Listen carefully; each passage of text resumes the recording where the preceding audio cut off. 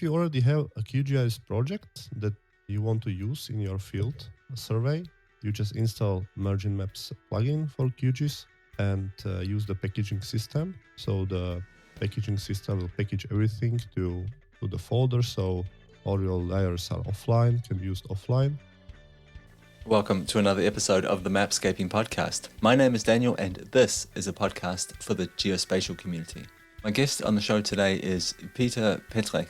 He is the COO of a company called Lutra Consulting, and Lutra does a bunch of really interesting work in the open source geospatial world.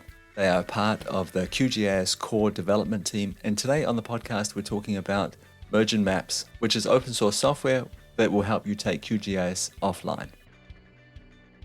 Hi Peter, welcome to the podcast. You are the COO of something called Lutra Consulting. You guys do a bunch of amazing work with the QGIS project. I know you do a lot of other things as well. And one of the things I want to talk to you about today is something called Mergin Maps. I think before we get there, could you just introduce yourself to the audience, please? Who are you and how did you get involved in geospatial? Hi, thank you for bringing me here. I am Peter Petrick and work on Lutra. I got to the geospatial 8 years ago. A lot of fun to do this open source and GIS together. What were you working on before? Like what industry or what background did you come from before? Yeah, it was automotive industry, and we developed numerical solvers for combustion systems. It sounds like a long way away from maps. Like, was there any crossover there apart from obviously the programming skills that you use? Yeah, I'm studied physics and numerical methods, so I worked in GIS on a mesh layer in QGIS, where you use these simulations for modeling, let's say, floods or meteorological data. So it's the physics is all the same everywhere. So it depends where you use it. So that's kind of crossover for me. Just one final question before we sort of move on to this Mergin Maps thing. What language do you develop in? Mostly C++, Python, and C. That's my preference if I had to choose. Cool. So you guys have developed this thing called Mergin Maps, and if I go to the website merginmaps.com, it basically says something along the lines of like taking a QGIS offline. Could you tell me what Mergin Maps is, and then I think we'll sort of break it down to the different components and walk through those so people have a good understanding by the end of this of what it is and how they can use it. Yes, Mergin Maps is a way how to collect field data with your mobile or tablet easily and collaboratively with your team, and then synchronize it seamlessly to the cloud or your server, and then follow to synchronization to QGIS, where you can use all the QGIS features to post-process or analyze the project. My understanding is that this starts with a QGIS project. So could you walk me through an example here? So I work with QGIS. What do I do to be able to use this to do the synchronization offline and have people working like out in the field on these apps? And how do I get the information back to QGIS?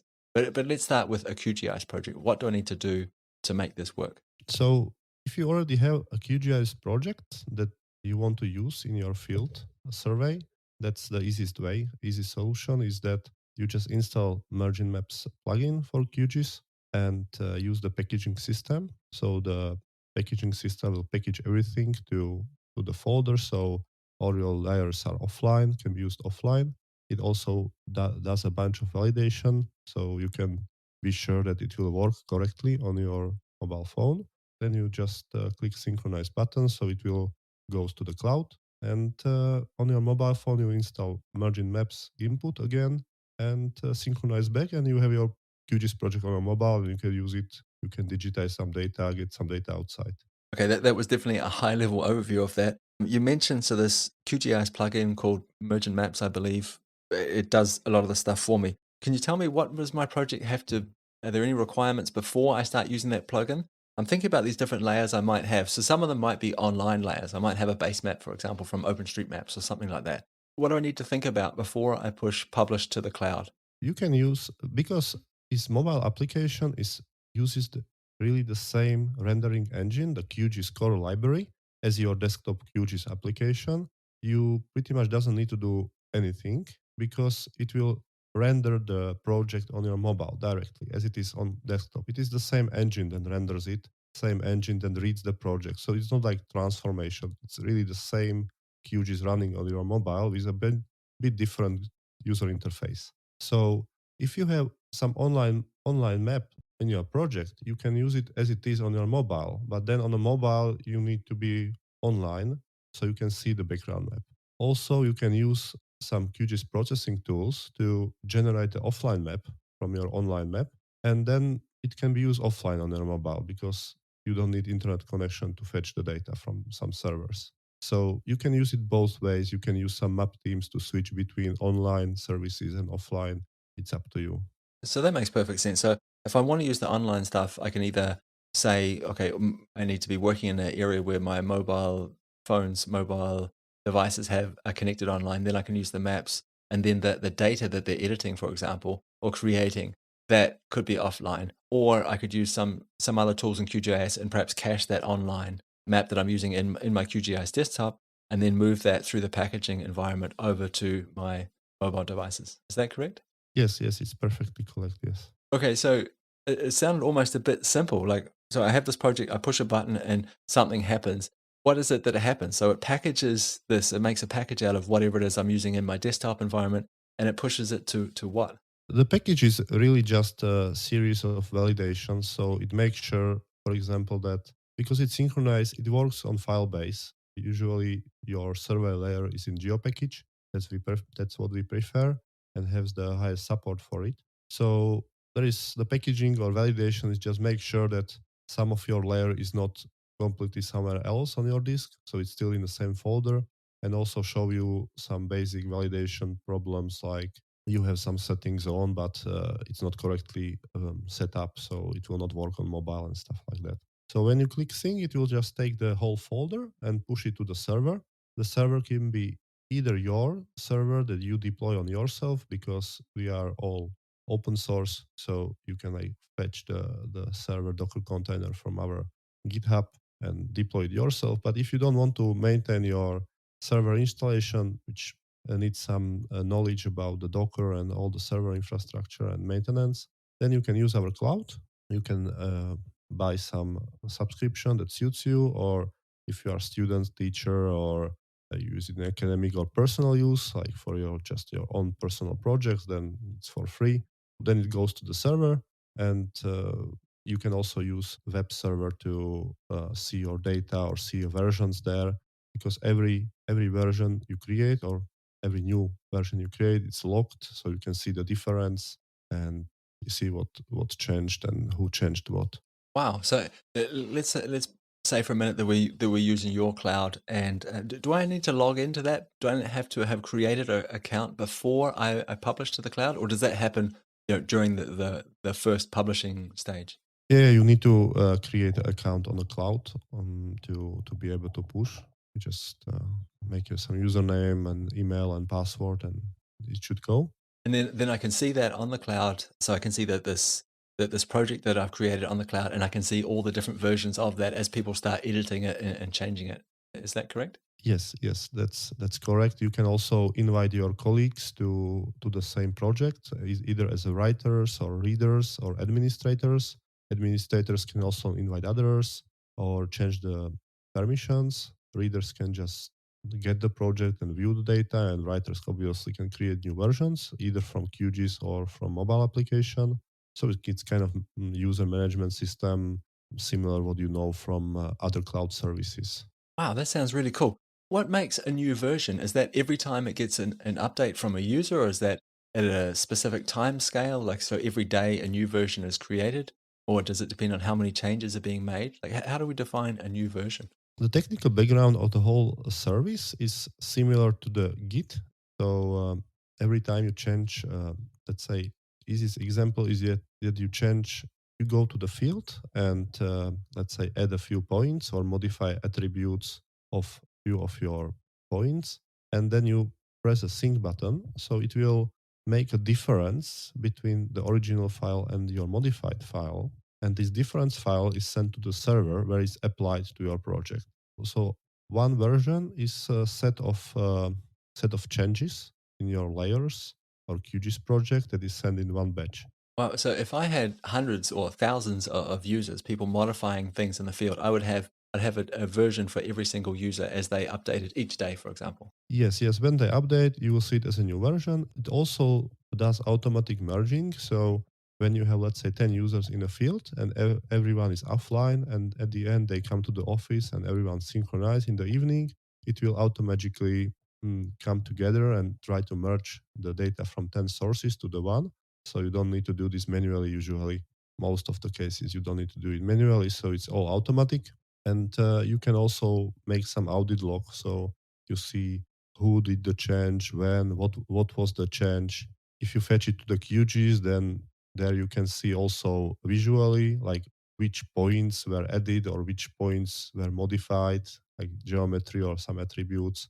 You can make a report from it and stuff like that. So it's pretty verbose what you can do this with this versioning. It's really, you can also think of it of some versioning system if you don't want to use Postgres or PostGIS and you just want to version your QGIS project or geodata, geo packages, you can just use the Mergin Maps simply to version your data and not lose them. And you don't need to set up some difficult database system for that. Is there a size limit to the projects that we're, or how big a project can be once it's in the cloud? My projects with few gigabyte size or few thousands of versions, and it works nicely. Only limit if you use a cloud, then you need to have additional. You need to have a storage available in your plan, subscription plan. But technically, it's we are trying to support everything pretty much. Okay, so if I understand this correctly, I'm looking at pricing now on virginmaps.com. Pricing, and yeah, okay, so I can see that you can just buy more storage essentially. So it starts off with, I think the free plan is up to 100 megabytes of storage. Then you go up to a gigabyte, 10 gigabytes, 50 gigabytes of storage. But okay, so it's just a question. If you want more storage, you can just pay for more and get it. Yes, yes. Also, this storage is for the last version. It's not the whole history. So if you have written there 50 gigabyte, it means that that's the size of your like life, the latest version. So all history versions are not counting. And also, we have a very much bunch of tools that you can use to reduce size of your storage. We have a recently developed tool that in QGIS, you can set up that you don't need full resolution photos from your field survey.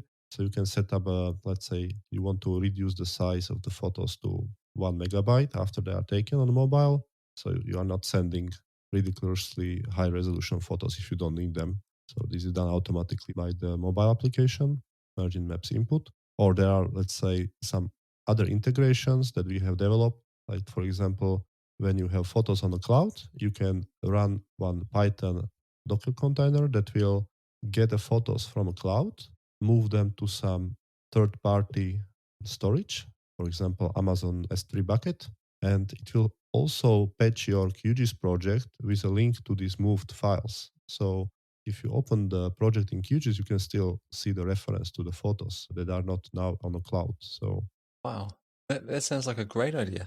Can you tell me more about this input app?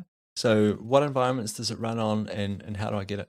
mainly it's for Android and iOS devices, iPhones, iPads. It can run on any mobile or tablet. We are developing also Windows version and we also have desktop versions, but main usage is for pretty much any hardware you run. It doesn't have any strict hardware requirements. It should run on pretty much any mobile or tablet. It's also optimized for small mobiles, so you don't need to buy a tablet or something bigger to be able to use all features. And main limitation is mostly the size of the project. So if you have some very big project, you need to make sure that you have enough storage on your phone to fetch it and use it.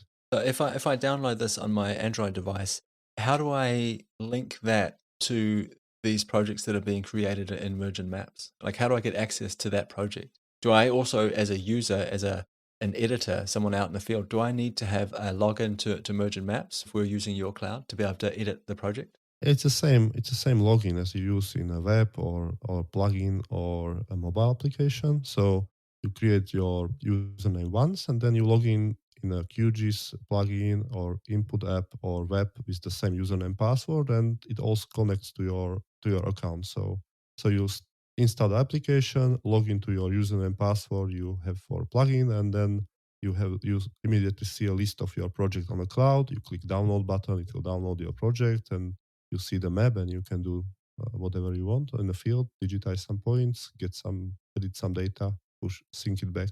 Okay, so if like let's say I'm the map creator, I'm the project creator, and then I have 15 other people that I've never met, for example, working that are going to go and do some field work. Let's say they're all freelancers, just so we have an example. Do I just send them my login then? Because I'm the one that created this login on your cloud. So I just send them my login details, and then they download the app, log in with my details, and they can see the projects that I've created. I would not advise this simply because then you will not see who did the change because it's the same login, and we don't have any restriction for number of users that you can share your project with. So the best way, if you ask them to create Mergin Maps accounts, and then you can add them to your project as a writers or readers on a web. So, and once they will log into their mobile phones with their account, they will see your project as a shared with them.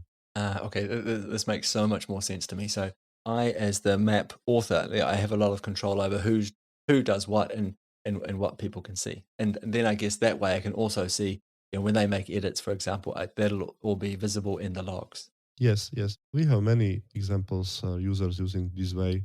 For example, is the GIS, you are GIS consultant and some nature reserve ask you to help with collecting data from like, about trees or about some animals in your nature reserve. So you just create one project in QGIS, you are QGIS expert, and you maintain the project and you do some reports analysis, and you have, let's say, 20, 40 volunteers that you just tell them to install the app and you share it with them and they go around the forest and get the data for you. So, and like we have, for example, one case study from Kent Wildlife Trust in UK where this is done, and for presence of invasive species, food plants or bisons and other animals in there, for example. This app input, is it basically like a simplified version of QGIS on my mobile device? Yes, it's right. And also, we try to keep it very intuitive and very easy to use. We think about all new features that they shouldn't bring more complexity to new users. We really like that the app is, you can use it without any training pretty much. In 15 minutes, you know how to use it. If you are familiar with very normal apps on your phone with maps for car navigation and stuff like that. So that's the goal. So you can give it to anyone, any volunteer, or we had a citizen project in Netherlands, and people are installing the app and going around and filling some forms for archaeological discoveries of Celtic burial mounds. It's a heritage quest project. So really anyone, and also almost without training or no training, you can just install the app and go. That's what we want. So if you have some QGIS user that can set up a project and then get the data and make some reports and analysis afterwards, then the people outside they don't need anything, don't need training, they don't need to know anything about GIS. I think that this sounds really cool. But I want to ask, so one of the things I notice with my mobile devices when I'm outside, it's not necessarily the most accurate in terms of if I wanted to go outside and do some digitizing, the GPS or the location I get from my mobile device is not always that great. Will this app recognize an external GPS? Yes, yes. We support most of the used external GPS too. So you can just plug it in, and in Android, you can just connect to it, connect it to recognize that you have external GPS. So you can connect to it and use it, and it will use the external GPS precision. So yeah, you can use this too if you have. Yeah, but many applications you don't need that. If you are outside and you have clear sky, then many applications you like this few meters precision. It's fine for you. Some applications you can connect external GPS, so it's supported. I want to go back to this idea of authoring these projects just for a second. When I do that in QGIS, is that the place that I decide what layers and perhaps even what features within what layers are editable, or is everything that I publish can be edited by the people using this? Or how do I sort of limit things? How do I simplify things for the user in terms of what they can edit and perhaps even what the values they can add as attributes?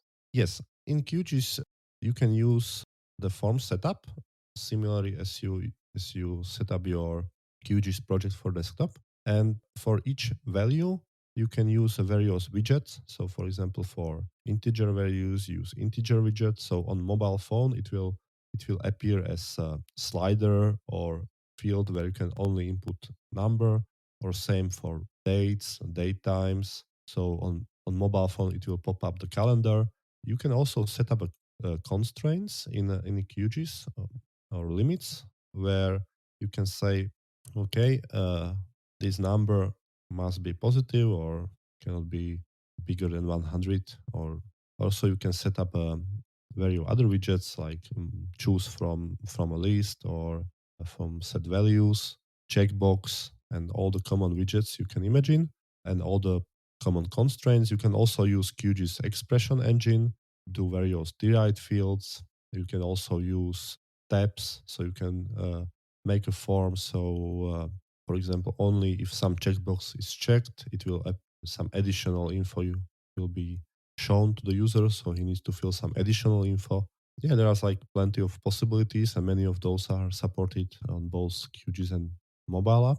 Mergin Maps input, and you can tweak with it and make something that will bring you very quality data back from field survey in the format you want, with some basic quality assurance already. So, and later on, if you are still, some companies do that with Mergin Maps, you can have a Python integration. We have some Python modules, and also QGIS has Python integration. So you can afterwards make some scripts in QGIS on your server that further validates the data from a field. So it's all nice when you want to process it or make some reports from it. That sounds like there's a ton of possibilities here. What does the synchronization process look like? And I think that this might be one of the harder things to get right, making sure that people upload the data when they're finished. Like what does that look like? Mhm. On your mobile application, you have a button to synchronize on your canvas. So there is like, you just click the button and it will send the data to the cloud. Also, we implemented recently a feature for auto syncing. So if you want, you can start this auto syncing on your Mergin Maps input mobile application, which means that every time a modification is done to your project on a field, it will automatically send that one edit directly. So it will not wait for a batch or manual clicking of the button, but it will do it automatically.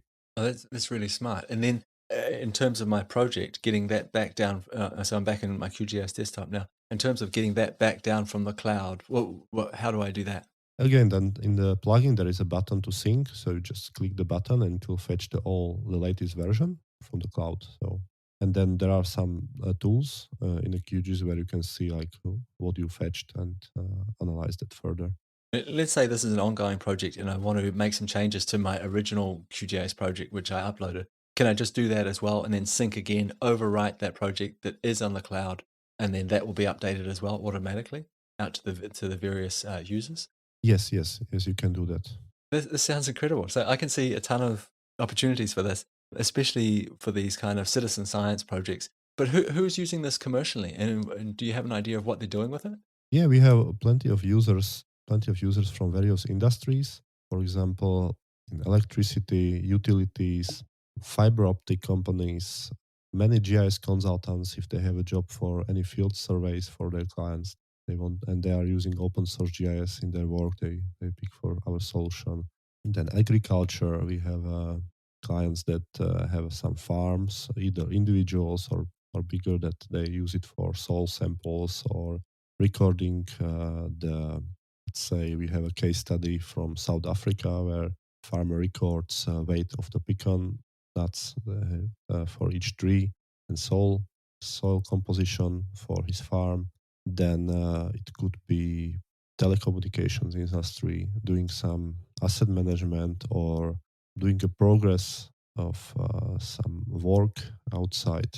So For example, in if we talk about as an example about the fiber optics or internet provider company, first of all, they need to do some high level design of their work. So to verify it's possible, they need to go around and make sure that land use is classified correctly in their maps, and it's possible to build it there. So they can use Mergin Maps for that for their surveyors. Once they produce a detailed design, so they can again go outside with the same QGIS project they use for designing and see if the design is reasonable. So, for example, you don't have a cabinet blocking your window, so you will not see anything anymore after it's built. So they can check on the side with input and mark some problems. And once it's confirmed, then during the implementation, they can again go with this QGIS record, QGIS project on mobile, input up to the field and see, or to the city, and see and record all deviations from the design. So when there's like build something differently than it was planned, they can like note it, and so they have the correct plans at the end. And then once built and working, they can do again use Mergin Maps for asset management. So if something breaks, they can again have a project in mobile and send someone to there to fix it and stuff like that. So yeah, we have many users from various industries, and because it's so flexible as QGIS. So if you are using QGIS in your company, then it's kind of straightforward to extend it to your field surveys with Mergin Maps. What does the development pipeline look like on this? Like, so I would imagine that you're constantly fixing bugs and implementing new features. What can we expect to see in this project for in the next year's time, 2 years' time? We want to make the smoothest experience for the field surveys. So in the long term, we have planned, for example, to integrate map overviews or web maps to the Mergin Maps cloud. So when you get a new version, you can instantly see a web map based on QGIS server. Again, the same graphics as you see on desktop and mobile, and you can share it with your client. So the client can see, let's say, progress of implementation of this fiber design like in real time. It's one feature it will not be in 2 years, it will be much sooner. It will be hopefully end of this year or early next year. This sounds amazing. Just so I understand this, so this will be like a link or something like that I can click on in Mergin Maps in your cloud, where I can follow that to a web map and I can see the progress each day. So if people were synchronizing their data each day, I could see that just sort of as they synchronize it being added to the map, and that's something I could share with whatever client I was working with or interest group that was involved. Yes. Also, these bigger companies, they have, for example, big TV screens in their offices where they see let's say, all the fibers, or they have implemented or some monitoring system, and so you can then use it directly from a cloud.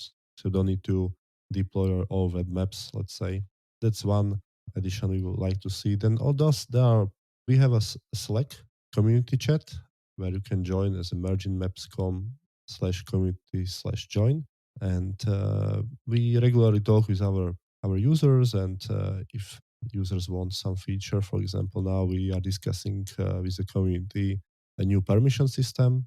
So you will be able, for example, to say you can, like, some people can modify the project on a desktop and some people can modify the project only on mobile. So or other permissions that are not implemented yet, but if the community wants it, we discuss with them how we implement it and we try to implement it. So there are a lot of features, smaller or bigger, that we are working on.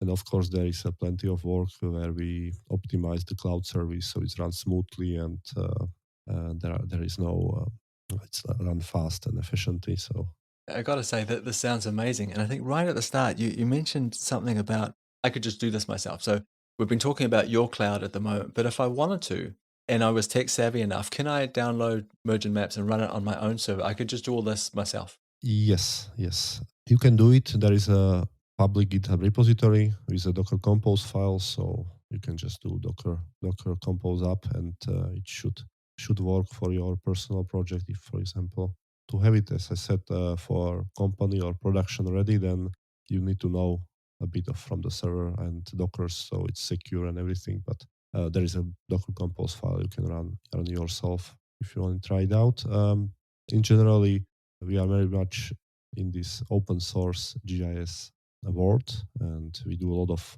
open source stuff for QGIS and crowdfundings and everything. So we really love this open source mentality and like no vendor locking and community and everything that comes with it.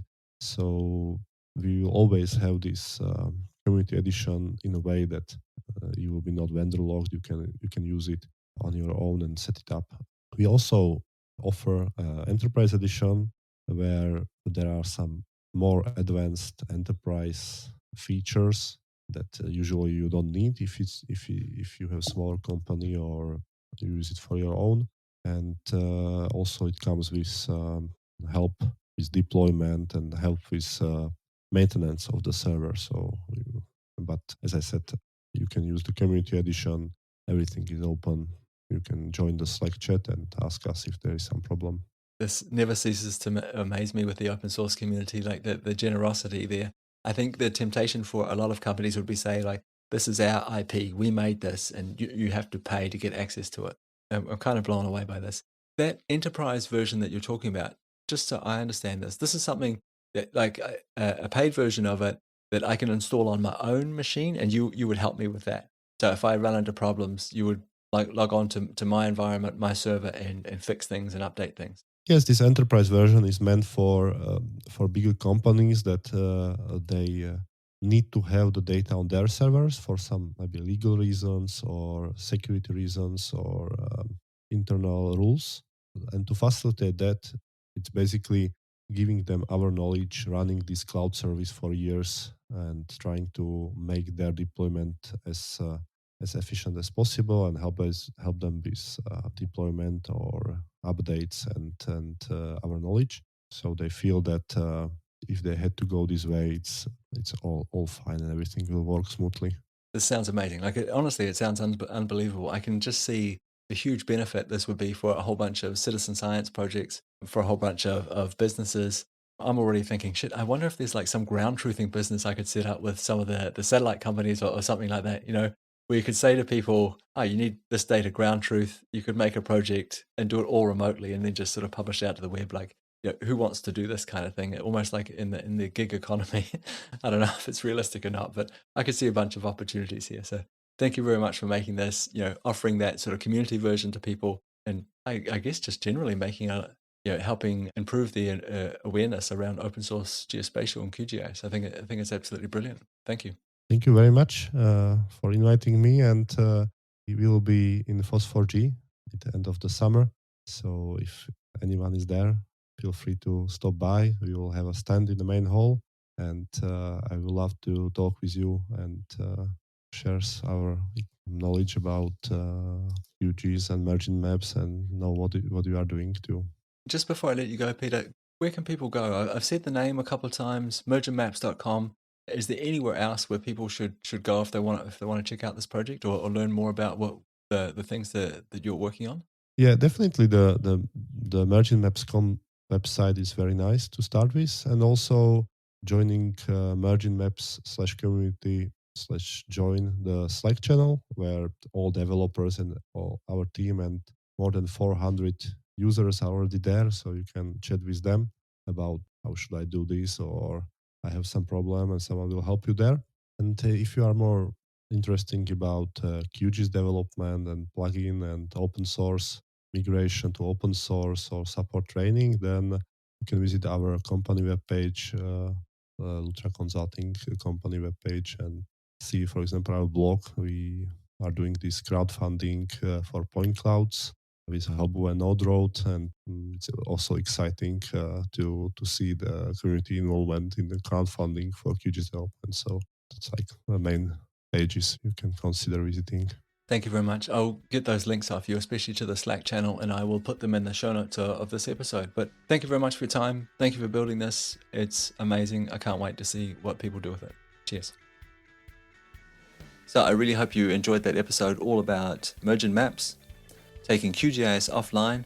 There will be links to where you can connect with Peter from Lutra Consulting in the show notes of this episode. Also, I'll put in some links to documentation around this.